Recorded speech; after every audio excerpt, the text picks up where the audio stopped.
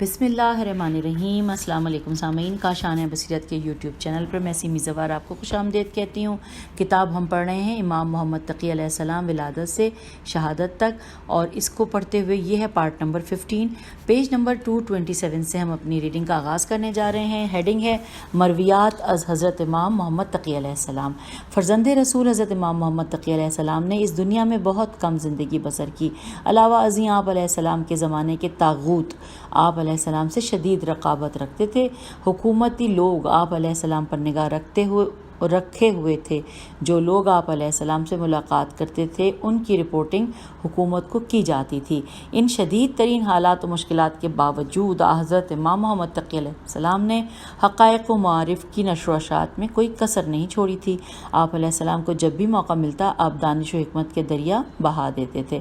افسوس ہے امت اسلامیہ پر کہ جس نے رسول اسلام صلی اللہ علیہ وآلہ وسلم کے اس وسیع اور نائب کا زمانہ دیکھا اور آپ علیہ السلام کی برکات و کرامات سے استفادہ نہ کیا اور آپ علیہ السلام کے نور امامت سے اپنے کو منور نہ کیا تو سراسر خسارے اور خسران میں رہی۔ جی ہاں، جب گزشتہ معاشرے نے ان عظیم ہستیوں کی عظمت کا ادراک نہ کیا اور اللہ کے ان مقربین اولیاء کے قیام کا شعور نہ رکھا اور ان منور ہستیوں کے بارے میں ان پر جو واجبات تھے وہ ادا نہ کیے، یعنی نہ ان کی اطاعت کی اور نہ ان کی قیادت کو قبول کیا، یہ امت کی ذمہ داری تھی۔ جب انہوں نے اپنی ذمہ داری کو ادا نہ کیا تو اس میں قصور ان کا ہے، ان ہستیوں کا نہیں ہے۔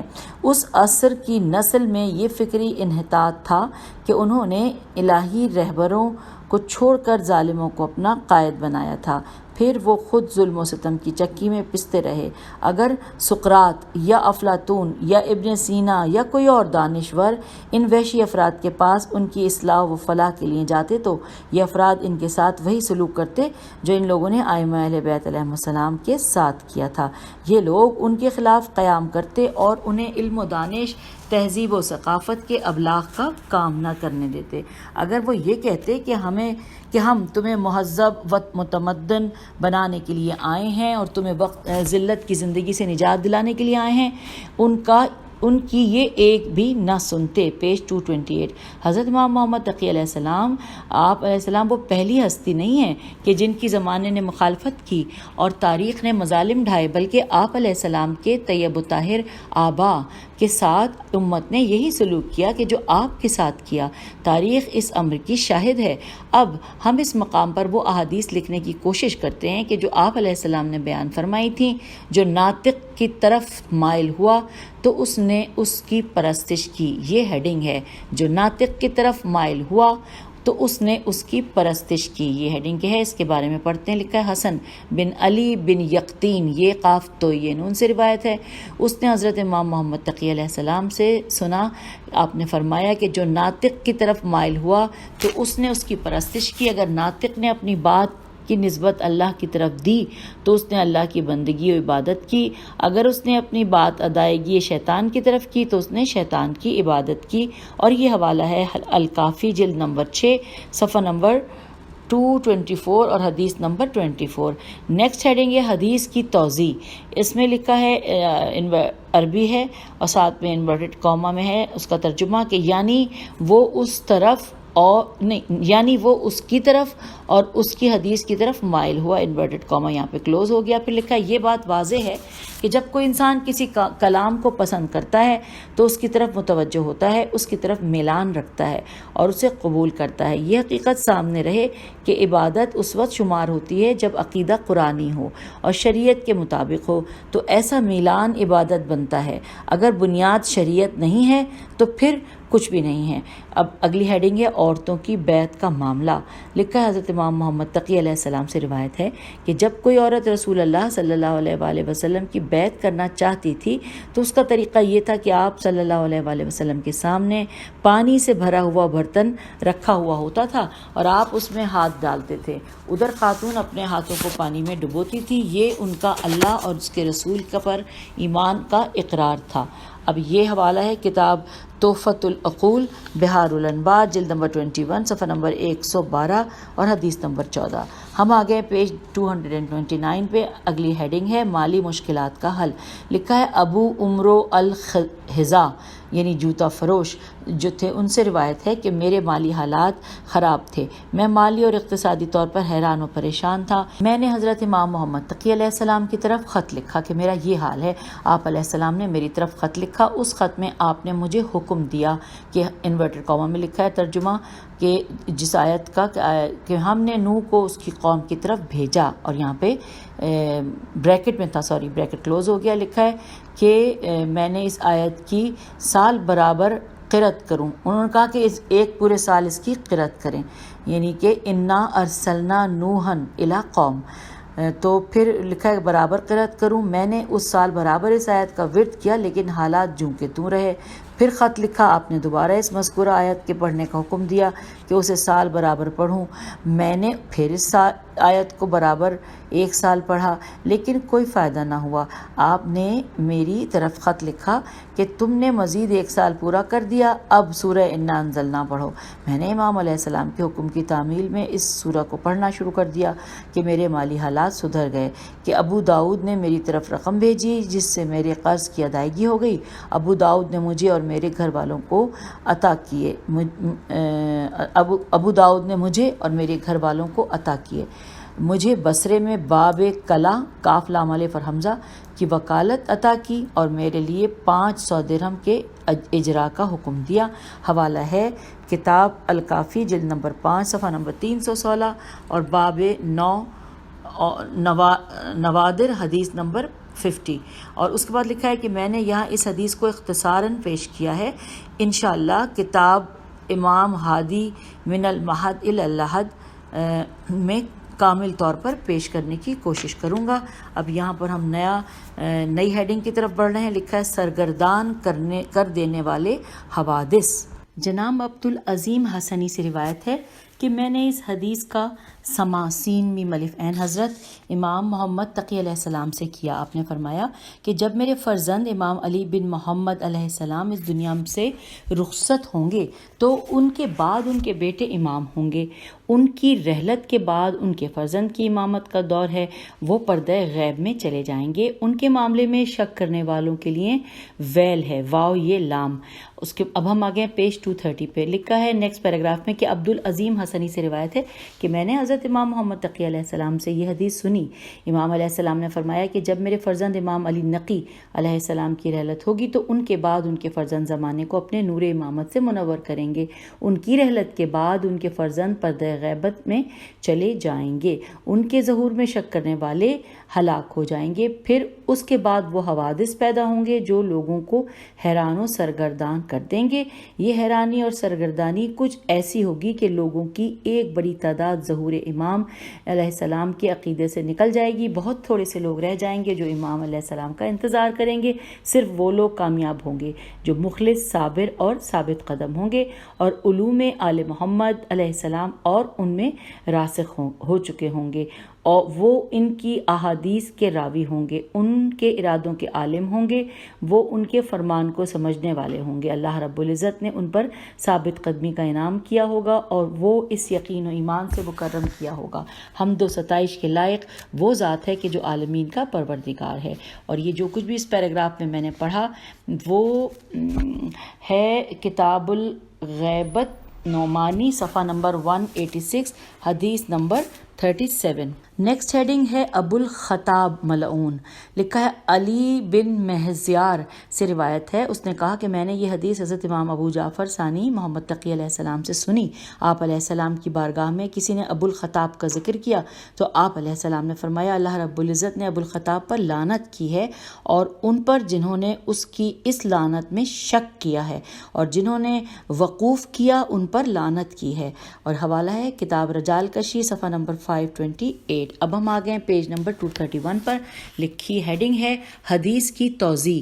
ابو الخطاب محمد بن مقلاس میم قاف لام الف صاد ابو، اور یہاں پہ بریکٹ میں لکھا ہے ابو زینب، اسدی کوفی ملعون تھا۔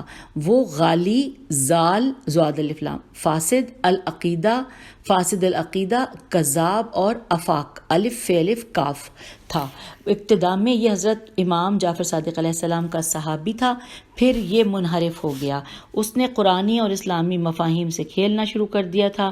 وہ کہتا تھا کہ زنا سے مراد افراد ہیں اور فواحش سے مراد افراد ہیں۔ نماز بھی فرد ہے، روزہ فرد ہے۔ فیر دال، وہ آیات قرآنیہ جو نماز اور روزے کا حکم دیتی ہیں وہ دراصل افراد سے محبت کرنے کا حکم دیتی ہیں۔ وہ آیات جو شراب، زنا اور فواحش سے منع کرتی ہیں وہ افراد کی محبت سے منع کرتی ہیں۔ اس نے حضرت امام جعفر صادق علیہ السلام کی تکذیب کی۔ یہ امام علیہ السلام کی طرف ان باتوں کو منسوب کیا کرتا تھا کہ جو امام نے نہیں فرمائی ہیں۔ وہ اس آیت کریمہ کے جس کا ترجمہ ہے کہ وہ ہے جو آسمان میں معبود ہے اور زمین میں معبود ہے، اور یہ اس آیت یہ ہم نے پڑھ لیا ہے بریکٹ میں، اس سے مراد امام لیتا تھا۔ کچھ ایسے لوگ تھے جو اس کی بات کو قبول کر کے اس کی آراء پر عمل کرتے تھے۔ نیکسٹ پیراگراف ہے کہ حضرت امام جعفر صادق علیہ السلام نے اس پر کئی بار لعنت کی۔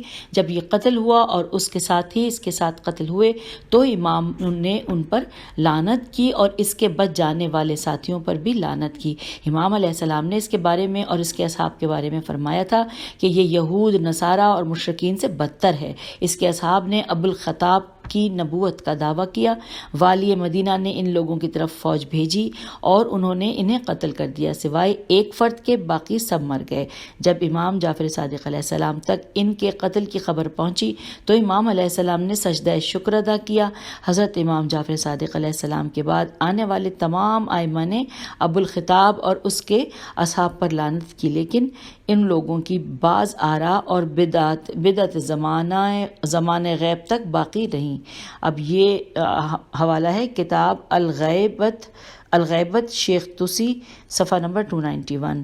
آگے پڑھتے ہیں، لکھا ہے امام مہدی علیہ السلام نے جو توقی تے واو قاف یہ عین جاری ہوئی، دوبارہ پڑھتی ہوں، حضرت امام مہدی علیہ السلام سے جو توقی جاری ہوئی وہ یہ تھی۔ ہم آگئے پیج 232 پہ، انورٹڈ کاما میں لکھا ہے کہ ابو الخطاب محمد بن ابو زینب ملعون ہے اور اس کے اصحاب ملعون ہیں۔ ان سے کسی قسم کی گفتگو نہ کرو، ان کی مجالس میں نہ بیٹھو، اور میرے آبا ان سے بری ہیں، انورٹڈ کاما کلوز۔ اب اگلی ہیڈنگ آ گئی ہے مومنین کی قبور کی زیارت۔ لکھا ہے محمد بن احمد بن یحییٰ سے روایت ہے کہ میں قید میں تھا، مجھے محمد بن علی بن ہلال، اور یہ تہذیب میں کافی، اب یہ حوالہ اس کا لکھا ہے کہ تہذیب اور کافی میں راوی کا نام علی بن بلال ہے، علی بن بلال۔ بہرحال چلیے ہم پڑھتے، لکھا ہے کہ مجھے محمد بن علی بن ہلال نے کہا کہ ہم محمد بن اسماعیل بن بزی بیز یہ عین کی قبر پر تھے، تو وہ ان کی قبر کے سر کی طرف قبلہ رخ ہو کر بیٹھے، قبر اس کے سامنے تھی۔ کہا مجھے اس صاحب قبر یعنی محمد بن اسماعیل نے یہ حدیث سنائی تھی کہ اس نے حضرت امام محمد تقی علیہ السلام سے سنا، آپ نے فرمایا کہ جس نے اپنے مومن بھائی کی قبر کی زیارت کی اور اس کی قبر پر قبلہ رخ ہو کر بیٹھا اور قبر پر ہاتھ رکھ کر 7 مرتبہ سورہ قدر پڑھی تو وہ قیامت کے دن کے خوف سے محفوظ رہے گا۔ اور یہ آ گیا ہے حوالہ کتاب اختیار معرفت الرجال، رجال کشی، صفحہ نمبر 564۔ یہ بھی ہم نے پڑھ لیا۔ اب لکھی اگلی ہیڈنگ، اللہ کا ظالم امت پر غضب۔ آئیے اس کے بارے میں پڑھتے، لکھا ہے محمد بن اسماعیل رازی سے روایت ہے، میں نے حضرت امام محمد تقی علیہ السلام کی بارگاہ اقدس میں عرض کیا کہ آپ روزے کے بارے میں کیا فرمائیں گے؟ کہ روایت ہے کہ اللہ تعالیٰ ان لوگوں کو روزہ رکھنے کی توفیق نہیں دے گا۔ آپ علیہ السلام نے فرمایا کہ ان لوگوں کے بارے میں فرشتے کی دعا قبول کی گئی۔ میں نے عرض کیا میں آپ پر قربان جاؤں، وہ کیسے؟ تو آپ نے فرمایا کہ جب لوگوں نے حضرت امام حسین علیہ السلام کو شہید کر دیا تو اللہ رب العزت کی طرف سے ایک فرشتے نے ندا دی، اور اے ظالم امت، اے وہ امت کہ جس نے اپنے نبی کی اطرت کو قتل کیا، اللہ نے تم سے روزے اور افطار کی ادائیگی کی توفیق سلب کر لی ہے۔ اور یہ ہے حوالہ کتاب الکافی، جلد نمبر 4 صفحہ نمبر 69۔ اور اب نیکسٹ ہیڈنگ ہے، ہم آگے ہیں پیج 233 پر، اور نیکسٹ ہیڈنگ ہے فرقہ واقفیہ، واو الف قاف فے یہ ہے۔ آئیے پڑھتے ہیں، لکھا ہے محمد بن رجا، رے جیم الف اور حمزہ، حنات ہے نون الف توئے، محمد بن رجا حنات سے روایت ہے، اس نے حضرت امام محمد تقی علیہ السلام سے اس حدیث کو سنا۔ آپ علیہ السلام نے فرمایا واقفہ ایک بے سمجھ فرقہ ہے، پھر آپ علیہ السلام نے اس آیت کی تلاوت کی جو کہ سورہ فرقان کی آیت نمبر 44 ہے، انورٹڈ کاما، کہ یہ چوپاؤں کی مانند ہیں بلکہ ان سے بھی بدتر ہیں، انورٹڈ کاما یہاں پہ کلوز ہو گیا۔ اور اس کے حوالے سے کچھ تفصیلات ہیں جو کہ حاشیے میں وہ ہم پڑھ لیتے ہیں۔ لکھا ہے کہ اس حدیث کے الفاظ یہ ہیں کہ الواقفۃ حمیر الشیعۃ، تو حمار ایک ایسا جانور ہے جسے احمق خیال کیا جاتا ہے، جو فرد احمق ہوا ہو اسے بھی حمار ہیمی ملیفرے سے تشبیہ دی جاتی ہے۔ یہ بات واضح ہے کہ فرقہ واقفیہ کے لوگ احمق تھے، انہوں نے حضرت امام موسیٰ کاظم علیہ السلام پر امامت کو موقوف کر دیا اور حضرت امام علی رضا علیہ السلام کو امام تسلیم نہ کیا، حالانکہ رسول اللہ صلی اللہ علیہ وآلہ وسلم نے 12 ائمہ کے اسماء کا ذکر کیا ہے کہ آپ کے بعد ان ہستیوں نے امامت کے عہد جلیلہ پر فائز ہونا ہے۔ یہ اس کے آگے بریکٹ میں لکھا ہے محقق۔ اب ہم اگلی ہیڈنگ پڑھنے جا رہے ہیں، عطر میں اسراف نہیں۔ محمد بن ولید کرمانی کافرے میم الف نون چھوٹی، محمد بن ولید کرمانی نے سے روایت ہے، میں نے حضرت امام محمد تقی علیہ السلام کی بارگاہ امامت میں عرض کیا، آپ علیہ السلام مشک کے بارے میں کیا فرمائیں گے؟ آپ علیہ السلام نے فرمایا، میرے والد بزرگوار نے مجھے حکم دیا کہ میں آپ علیہ السلام کے لیے عطر خریدوں۔ میں نے آپ کے لیے مہنگا ترین عطر خریدا جس کی قیمت 700 درہم تھی۔ فضل بن سہیل نے ان کی طرف خط لکھا کہ لوگ باتیں بناتے ہیں کہ امام مہنگی خوشبو استعمال کرتے ہیں، تو امام علیہ السلام نے اس کی طرف خط لکھا۔ ہم آگئے پیج 234 پہ، امام علیہ السلام نے اس کی طرف خط لکھا، اے فضل، کیا تم جانتے ہو کہ حضرت یوسف علیہ السلام نبی تھے؟ آپ دیباج کا لباس زیب تن کرتے تھے، دیباج دال یہ بے الف جیم، زیب تن کرتے تھے۔ آپ علیہ السلام کی قمیص کے بٹن سونے کے تھے، آپ سونے کی کرسی پر بیٹھتے تھے، ان حالات کے باوجود ان کی دانش و حکمت میں کوئی نقص واقع نہیں ہوا تھا۔ راوی کا کہنا ہے کہ مجھے امام علیہ السلام نے حکم دیا کہ میں نے آپ کے لیے اعلیٰ سے اعلیٰ عطر خریدا جس کی قیمت 4000 درہم تھی۔ حوالہ ہے کتاب کافی، جلد نمبر 6 اور صفحہ نمبر 516۔ اب آئیے نیکسٹ ہیڈنگ دیکھتے ہیں، لکھا ہے اخلاق و عقائد پر امام علیہ السلام کے دروس۔ لکھا ہے محمد بن ولید کرمانی سے روایت ہے کہ میں حضرت امام محمد تقی علیہ السلام کی خدمت میں حاضر ہوا، میں نے آپ علیہ السلام کے ہاں لوگوں کی ایک کثیر تعداد کو پایا۔ میں آپ علیہ السلام کے خادم مسافر کے پاس آیا اور ایک طرف ہو کر بیٹھا رہا کہ زوال شمس ہو گیا۔ ہم سب نماز کی ادائیگی کے لیے اٹھے۔ جب ہم نے نماز ظہر پڑھ لی تو اس دوران مجھے احساس ہوا کہ میرے پیچھے کوئی کھڑا ہے۔ جب میں نے دیکھا تو حضرت امام محمد تقی علیہ السلام تھے۔ میں فوراً اٹھا، آپ کے ہاتھوں پر بوسے دیے، آپ علیہ السلام وہاں بیٹھ گئے۔ میں بھی آپ علیہ السلام کے سامنے بیٹھ گیا۔ امام علیہ السلام نے مجھ سے میرا حال پوچھا، میں نے اپنا حال دیا کہ امامت میں پر میرا عقیدہ کمزور ہو چکا ہے، میری اصلاح فرمائیں۔ یہ سن کر آپ نے فرمایا، عقیدہ امامت کو تسلیم کر۔ میں نے عرض کیا، قربان جاؤں، میں نے تسلیم کر لیا۔ آپ علیہ السلام نے 3 دفعہ یہ بات کی، میں نے ہر دفعہ اقرار کیا۔ آپ علیہ السلام نے اس دوران فرمایا کہ کیا اب تم نے بات سمجھ لی ہے؟ تو سوالیہ نشان ہے یہاں پر۔ پھر لکھا ہے میں نے عرض کیا، میں نے عقیدہ امامت کو تسلیم کر لیا ہے۔ اے فرزند رسول، میں آپ علیہ السلام کی امامت پر راضی ہوں، آپ میرے امام ہیں۔ راوی کہتا ہے کہ میرے دل میں امامت کے بارے میں جو شکوک و شبہات تھے اللہ رب العزت نے دور کر دیے۔ پیج 235۔ میرا یقین اس قدر پختہ ہو گیا کہ پھر کسی شک و ریب کی کوئی گنجائش ہی نہ رہی۔ میں دوسرے دن کی صبح اٹھ کر امام علیہ السلام کے دروازے پر آیا کہ ابھی باہر سے لوگ نہیں آئے تھے۔ میں امام علیہ السلام سے ملنا چاہتا تھا لیکن مجھے کوئی ایسا آدمی نہ ملا جو میری امام تک رسائی کرا دے، یہاں تک کہ دن چڑھ آیا۔ گرمی نے شدت اختیار کر لی، مجھے پیاس و بھوک نے تنگ کرنا شروع کر دیا۔ میں نے پانی پی کر اپنی پیاس کا علاج کیا، ادھر بھوک بھی شدت کے ساتھ تھی۔ میں حیران و پریشان تھا کہ کیا کروں اور کیا نہ کروں۔ ابھی میں اس سوچ و بچار میں ہی تھا کہ میں نے ایک غلام کو اپنی طرف آتے ہوئے دیکھا جو کھانے کے برتن اٹھا کر میری طرف آیا۔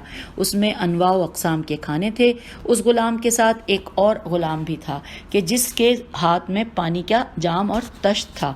یہ تمام اشیاء میرے سامنے رکھ دی گئیں۔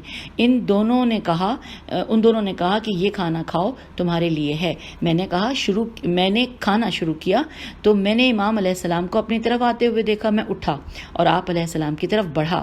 آپ علیہ السلام نے مجھے حکم دیا کہ میں بیٹھ جاؤں اور کھانا کھاتا رہوں۔ آپ علیہ السلام نے اپنے غلام کی طرف دیکھا اور کہا بیٹھو اور ان کے ساتھ کھانا کھاؤ۔ جب میں نے کھانا کھا لیا تو برتن اٹھا لیے گئے۔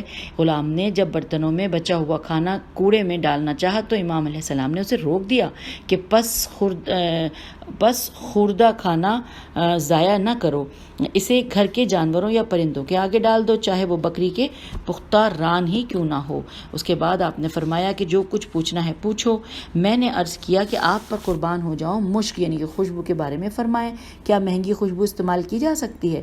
آپ نے فرمایا کہ مجھے میرے والد بزرگوار نے حکم دیا تھا کہ میں آپ علیہ السلام کے لیے نافع یعنی ہرن اور نافع ہرن کے بارے میں یہاں آگے لکھا ہے کہ ایک خاص قسم کا ہرن ہے جس کے نافے میں خاص قسم کی خوشبو ہوتی ہے جسے مشک کہا جاتا ہے۔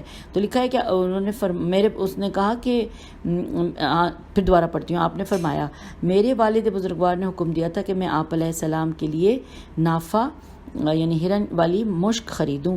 تو فضل نے آپ علیہ السلام کی طرف خط لکھا کہ لوگ باتیں بناتے ہیں کہ امام علیہ السلام مہنگی خوشبو استعمال کرتے ہیں۔ پیج 236 امام علیہ السلام نے فضل کو خط لکھا، اے فضل، تم جانتے ہو کہ حضرت یوسف علیہ السلام دیباج کا لباس پہن زیب تن کرتے تھے جس کے بٹن سونے کے ہوتے تھے۔ آپ علیہ السلام سونے کی کرسیوں پر بیٹھتے تھے، ان کی حکمت میں کوئی عیب پیدا نہیں ہوا تھا۔ حضرت سلیمان نبی علیہ السلام بھی اس طرح کی زیب و زینت کرتے تھے۔ آپ نے حکم دیا کہ ان کے لیے وہ خوشبو خریدی جائے جو مشک و عنبر و زعفران وغیرہ کا مرکب ہوتی ہے۔ یہ خوشبو 4000 درہم کی خریدی گئی تھی۔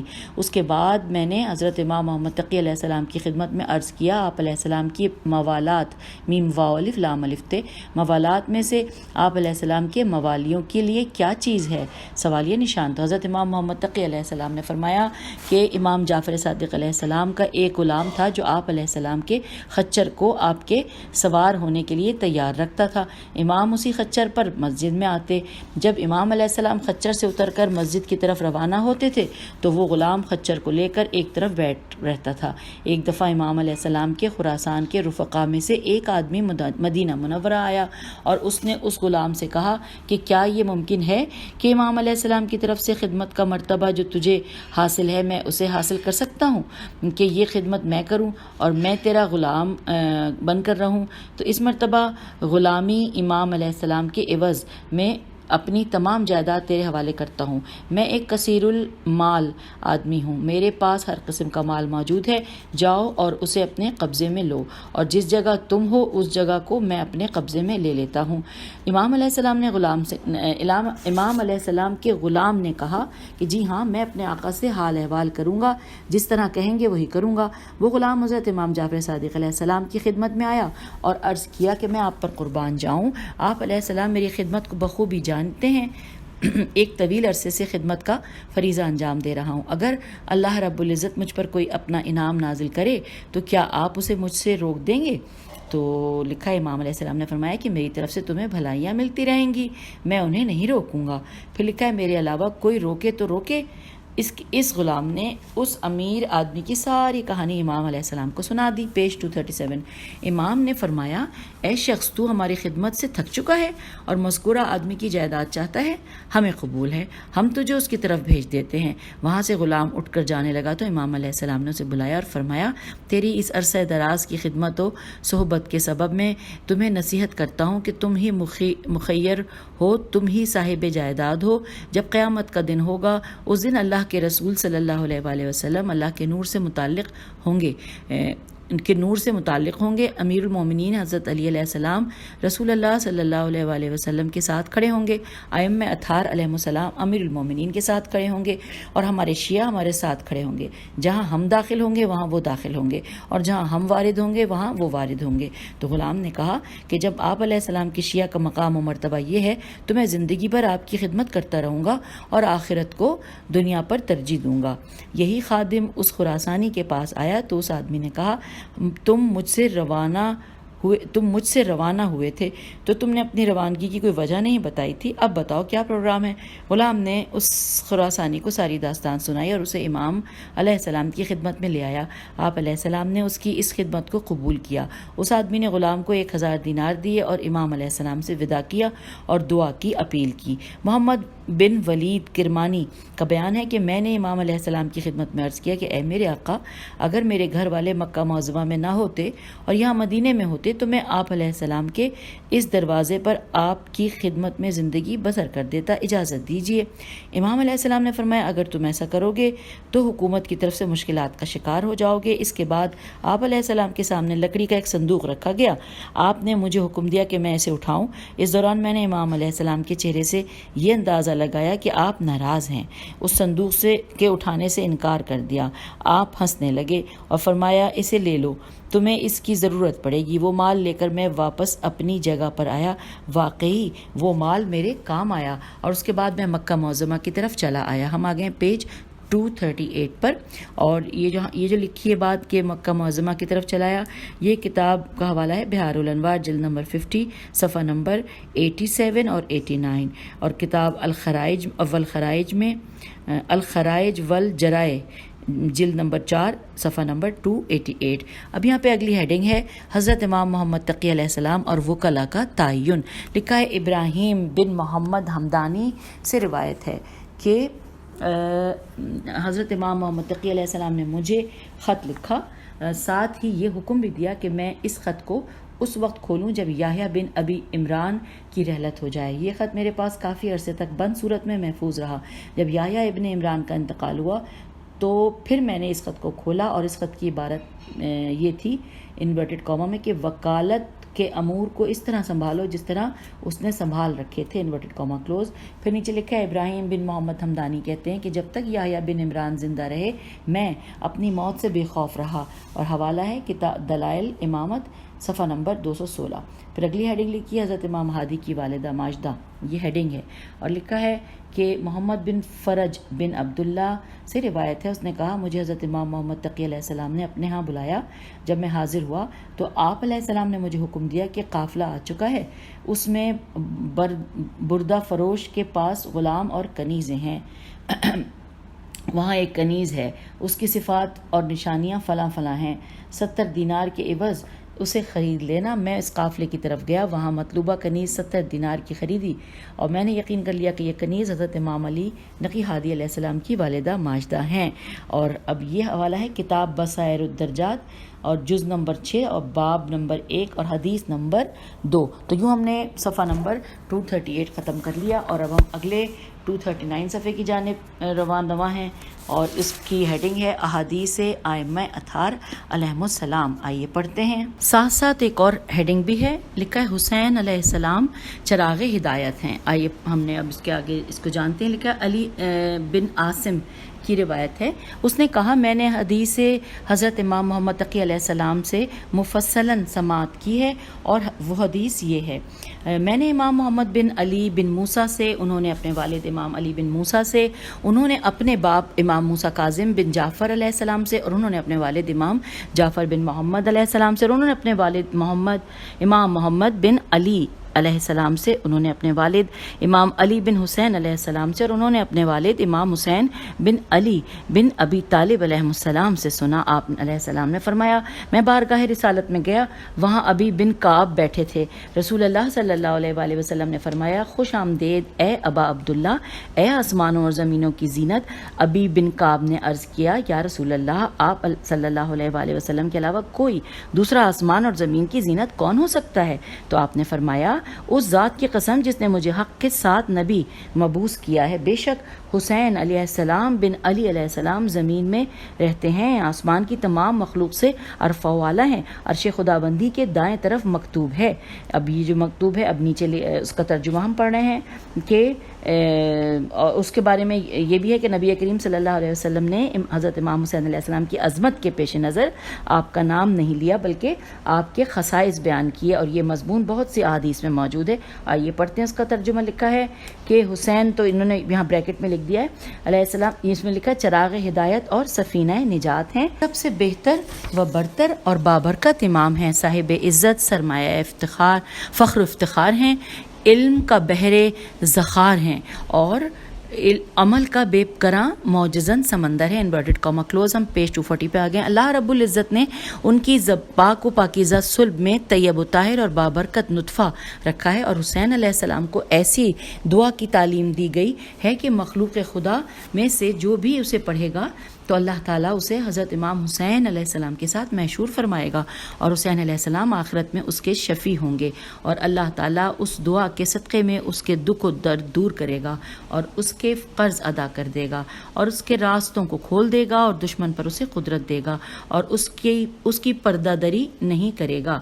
ابی بن کعب نے عرض کیا، یا رسول اللہ، وہ دعا کون سی ہے؟ تو رسول اللہ صلی اللہ علیہ وآلہ وسلم نے فرمایا، جب تم نماز سے فارغ ہو کر بیٹھو تو یہ دعا پڑھو۔ ترجمہ: خدایا تجھے تیرے کلمات اور تجھے تیرے عرش کے معاقد، میم عین الف قاف دال معاقد، اور تجھے تیرے آسمان کے رہنے والوں اور تجھے تیرے انبیاء کا واسطہ دے کر تجھ سے سوال کرتا ہوں کہ تو میری دعا کو مستجاب کر۔ اس امر میں مجھ پر سختی چھا گئی ہے، میں تجھ سے سوال کرتا ہوں کہ محمد آل محمد علیہ السلام پر رحمت بھیج اور میرے معاملات کو مجھ پر آسان کر دے۔ Inverted comma close. اس دعا کے ذریعے اللہ تیرے معاملات میں آسانی پیدا کرے گا اور تیرے سینے کو کشادگی عطا کرے گا، اور بوقت موت تجھے لا الہ الا اللہ کی تلقین کرے گا۔ ہم پیج 241 پہ آ گئے ہیں۔ اب لکھا ہے ابی بن کعب کا دوسرا سوال۔ لکھا ہے ابی بن کعب نے کہا، یا رسول اللہ، میرے حبیب حسین علیہ السلام کی صلب میں نطفہ کس ہستی کا ہے؟ تو رسول اللہ صلی اللہ علیہ وآلہ وسلم نے فرمایا کہ یہ نطفہ چاند کی مانند ہے، یہ نطفہ بیٹوں اور بیٹیوں کا ہے، ان کی پیروی کرنے والا راشد و رشید ہدایت یافتہ ہوگا، اور ان سے منحرف ہونے والا دوزخ میں گرنے والا ہوگا۔ ابی بن کعب نے کہا، ان کا نام کیا ہوگا اور ان کی دعا کیا ہوگی؟ تو آقا نامدار نے فرمایا، ان کا نام علی ہے اور ان کی دعا یہ ہے۔ اب یہ جو دعا ہے تو یہ حضرت امام سجاد علیہ السلام کی دعا ہے، جو کہ انورٹڈ کاما میں ہم پڑھ رہے ہیں۔ ترجمہ کہ اے ہمیشہ رہنے والے، اے ہمیشہ زندہ رہنے والے اور نظام ہستی کو قائم رکھنے والے، اے غم دور کرنے والے اور پریشانی ہٹانے والے، اور اے پیغمبروں کے بھیجنے والے، اے وعدے کے صادق و مصدوق۔ یہاں پہ انورٹڈ کاما کلوز ہو گیا۔ پھر لکھا ہے جو شخص یہ دعا مانگے گا تو اللہ تعالیٰ اسے علی بن الحسین کے ساتھ محشور کرے گا، اور وہ جنت کے لیے اس کے رہنما ہوں گے۔ پھر نیچے لکھا ہے آگے کہ ابی الف پہ پیش ہے، ابی بن کعب نے کہا، کیا علی بن الحسین علیہ السلام کا کوئی وصی و وارث بھی ہوگا؟ تو حضرت صلی اللہ علیہ وآلہ وسلم نے فرمایا، ہاں وہ زمین اور آسمان کی ملکیت کا وارث ہوگا۔ ابی نے کہا، یا رسول اللہ، زمین و آسمان کی ملکیت سے کیا مراد؟ تو حضرت صلی اللہ علیہ وآلہ وسلم نے فرمایا، حق کے ساتھ فیصلہ، دیانتداری پر مبنی فرمان اور احکام کی تعویل، اور جو کچھ آئندہ ظہور پذیر ہونے والا ہے اس کا بیان۔ اب ابی نے کہا کہ ان کا نام کیا ہوگا؟ تو ہم آگے پیج 242 پہ لکھا ہے، حضرت نے فرمایا، ان کا نام محمد بن علی ہوگا، اور آسمان کے فرشتے ان سے مانوس ہوں گے، اور وہ اپنی دعا میں یہ جملے کہیں گے۔ انورٹڈ اب آگے ہیڈنگ آ گئی ہے کہ جو کہ حضرت امام محمد باقر علیہ السلام کی دعا ہے۔ آئیے ہم پڑھتے ہیں انورٹڈ کاما میں کہ خدایا اگر تو مجھ سے راضی ہے اور مجھ سے محبت رکھتا ہے تو میری اور میرے پیروکاروں اور شیعوں کی مغفرت فرما، اور جو کچھ میرے صلب میں ہے اسے طیب و طاہر بنا۔ Inverted comma close. اللہ رب العزت ان کی پشت میں پاک و پاکیزہ اور بابرکت نطفہ رکھے گا، اور ان کے متعلق جناب جبرائیل علیہ السلام نے مجھے خبر دی ہے کہ اللہ نے اس نطفے کو طیب بنایا ہے، اور اپنے ہاں ان کا نام جعفر بن محمد رکھا ہے، اور اس سے ہادی، مہدی اور راضی و مرضی بنایا ہے۔ تو جعفر بن محمد علیہ السلام اپنی دعا میں یہ کہیں گے، گے۔ اب آئیے آگے ہم پڑھتے ہیں حضرت امام جعفر صادق کی دعا۔ یہاں ہم اس کا ترجمہ پڑھ رہے ہیں کہ اے وہ ذات جو قریب ہے اور کمزور نہیں ہے، اور اے تمام مہربانوں میں سب سے بڑے مہربان، میرے شیعوں کو دوزخ کی آگ سے محفوظ رکھ اور اپنی طرف سے انہیں مقام رضا عطا کر، اور ان کے گناہ معاف کر، اور ان کے امور کو آسان کر، اور ان کے قرض ادا کر، اور ان کی پردہ پوشی کر، اور ان کے وہ گناہان کبیرہ معاف کر جو ان کے اور تیرے درمیان حائل ہیں۔ اے وہ ذات جسے کسی ظلم کا اندیشہ نہیں اور جس پر اونگ اور نیند طاری نہیں ہوتی، مجھے ہر غم سے محفوظ فرما۔ انورٹڈ کاما یہاں پہ کلوز ہو گیا۔ اب لکھا ہے جو شخص جعفر بن محمد کی دعا پڑھے گا، اللہ رب العزت اسے نورانی چہرے کے ساتھ ان کے ساتھ جنت پہ محشور کرے گا۔ پھر لکھا ہے اے ابی، اللہ تعالیٰ جعفر بن محمد علیہ السلام کے صلب میں پاک و پاکیزہ اور نہایت ہی بابرکت نطفہ ودیت کرے گا اور ان پر رحمت نازل کرے گا، اور اللہ نے ان کا نام موسیٰ رکھا ہے۔ ابی بن کعب نے عرض کیا یا رسول اللہ، گویا یہ سلسلہ نسل در نسل چلتا رہے گا اور اس سلسلے کے افراد ایک دوسرے کی صفات کے وارث بنتے رہیں گے؟ تو حضرت صلی اللہ علیہ وآلہ وسلم نے فرمایا، حضرت جبرائیل میرے پاس آئے اور انہوں نے رب العالمین کی طرف سے ان کے اوصاف میرے سامنے بیان کیے۔ ابی نے کہا یا رسول اللہ، کیا موسیٰ بن جعفر کی کوئی خاص دعا ہے؟ تو حضرت صلی اللہ علیہ وآلہ وسلم نے فرمایا وہ اپنی دعا میں کہیں گے، انورٹڈ کاما۔ آئیے حضرت موسیٰ کاظم علیہ السلام کی دعا پڑھیں کہ اے مخلوق کو پیدا کرنے والے اور اے رزق وسیع کرنے والے، اے دانہ اور گٹھلی کو شگافتہ کرنے والے، اور اے مردوں کو زندہ کرنے والے اور زندہ کو موت دینے والے اور ہمیشہ قائم رہنے والے اور نباتات کو برآمد کرنے والے، مجھ سے وہی سلوک کر جس کا تو اہل ہے۔ اور یہاں پر انورٹڈ کاما کلوز ہو گیا۔ اور پھر لکھا ہے کہ جو شخص بھی اس دعا کو پڑھے گا، اللہ تعالیٰ اس کی حاجات بر لائے گا اور قیامت کے دن اسے موسیٰ بن جعفر علیہ السلام کے ساتھ محشور کرے گا، اور اللہ تعالیٰ ان کے صلب میں ایک بابرکت اور راضی و مرضی نطفہ ودیت فرمائے گا، اور اللہ نے اپنے ہاں ان کا نام علی بن موسیٰ رضا رکھا ہے، اور وہ مخلوق خدا میں علم و حکمت میں پسندیدہ ہوں گے، اور اللہ انہیں اور ان کے شیعوں کے لیے حجت قرار دے گا، اور قیامت کے دن ان کے ذریعے سے ان کے شیعہ حجت پیش کریں گے، اور ان کی دعا یہ ہوگی جس کے ذریعے سے وہ اپنے خدا سے سوال کریں گے۔ اب یہ سوال جو ہم جو آگے دعا آ رہی ہے وہ ہے امام علی رضا علیہ السلام کی دعا۔ انورٹڈ کاما میں خدایا مجھے اپنی طرف سے ہدایت عطا کر، مجھے اس پر ثابت قدم رکھ، اور مجھے اس کے ساتھ حالت امن میں محشور کر، ایسا امن عطا کر کہ نہ تو کوئی خوف ہو اور نہ ہی حزن ہو اور نہ ہی کوئی گھبراہٹ ہو، اور بے شک تو ہی تقوی اور مغفرت کا اہل ہے۔ Inverted comma close. پھر لکھا ہے اللہ تعالیٰ ان کی پشت میں ایک طیب الطاہر اور بابرکت نطفہ ودیت کرے گا، ان کا نام خدا نے محمد علیہ السلام بن علی رکھا ہے، وہ اپنی شیعوں کی شفاعت کرنے والے اور اپنے جد نامدار کے علم کے وارث ہوں گے۔ ان کے پاس واضح علامت اور ظاہری محبت ہوگی، اور جب پیدا ہوں گے تو پیدائش کے بعد لا الہ الا اللہ محمد رسول اللہ کہیں گے، اور وہ اپنی دعا میں کہیں گے کہ اب یہ دعا ہم پڑھ رہے ہیں امام محمد تقی علیہ السلام کی دعا کہ اے انورٹڈ کاما میں کہ اے وہ ذات جس کی نہ شبیہ ہے اور نہ ہی مثال، تو وہ اللہ ہے کہ تیرے علاوہ کوئی معبود نہیں اور تیرے علاوہ کوئی خالق نہیں ہے، تو مخلوق کو فنا کر کے تو خود باقی رہے گا، اور تو اپنی نافرمانی کرنے والوں کی بردباری کرتا ہے اور مغفرت میں تیری رضا ہے۔ یہاں پہ انورٹڈ کاما کلوز ہو گیا۔ پھر لکھا ہے جو شخص یہ دعا پڑھے گا محمد بن علی علیہ السلام کہ اس کی شفیع ہوں گے، اللہ تعالیٰ اس کے صلب میں طیب الطاہر نطفہ ودیت کرے گا جو نہ تو باغی ہوگا اور نہ سرکش ہوگا۔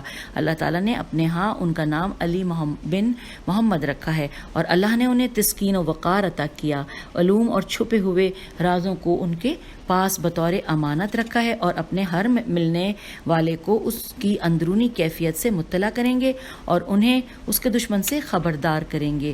اور اس کے بعد پھر لکھا ہے کہ خبردار کریں گے اور وہ اپنی دعا میں کہیں گے۔ آئیے امام علی نقی علیہ السلام کی دعا انورٹڈ کاما کہ اے لوگو، اے دلیل و برہان، اے روشنی کرنے والے، اے ظاہر کرنے والے، اے پروردگار مجھے اشرار کے شر سے، زمانے کی آفات سے محفوظ فرما اور جس دن سور پھونکا جائے گا میں تجھ سے اس دن کی نجات کا سوال کرتا ہوں، انورٹڈ کاما کلوز۔ اب لکھا ہے جو شخص یہ دعا پڑھے گا تو علی بن محمد علیہ السلام اس کے شفیع ہوں گے اور جنت کے لیے اس کے رہنما ہوں گے۔ اللہ تعالیٰ ان کے صلب میں ایک نطفہ ودیعت فرمائے گا جس کا نام اس نے حسن بن علی رکھا ہے، اور اللہ نے انہیں شہروں کا نور اور زمین پر اپنا جانشین بنایا ہے، اور وہ اپنے نانا کی امت کی عزت اور اپنے شیعوں کے رہنما اور شفیع ہوں گے، اور اپنے مخالفین کے لیے بمنزلہ عذاب ہوں گے، اور اپنے ماننے والوں کے لیے حجت اللہ ہیں۔